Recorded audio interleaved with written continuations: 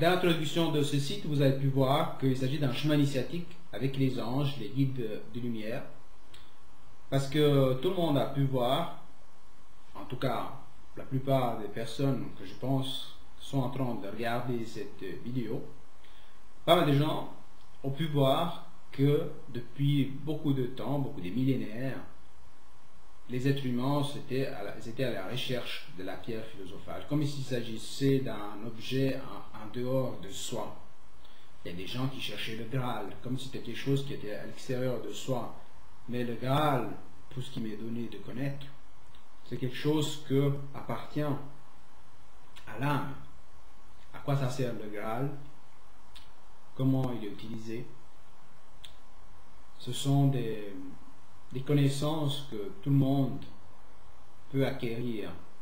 Mais comme vous pouvez le savoir, toute connaissance sans une certaine éthique, sans une certaine, comment je pourrais dire, je ne veux pas utiliser le terme moral, parce que ce n'est pas le terme juste, mais disons qu'on ne peut pas donner une connaissance à une personne qui pourrait en faire un mauvais usage. Et c'est pour cela que tout d'abord, la personne doit évoluer son niveau de conscience, doit se libérer de l'ego, doit se libérer des problématiques qui font partie de son esprit, doit se libérer de son karma, et tout ça d'une manière graduelle. C'est pour ça que chaque être humain, chaque esprit se réincarne, pas une seule fois, mais beaucoup de fois.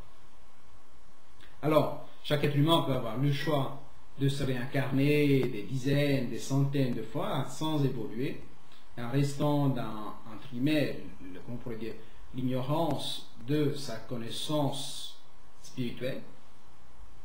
Et pour cela, il a besoin de plus de temps. Et c'est juste que ce soit comme ça, parce que chaque être humain est unique.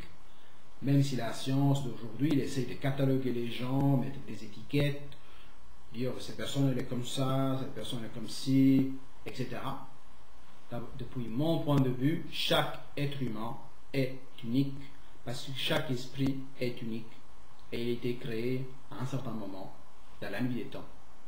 Et au fur et à mesure qu'il se réincarne, il évolue, pour retourner à cette dimension spirituelle à laquelle il appartient.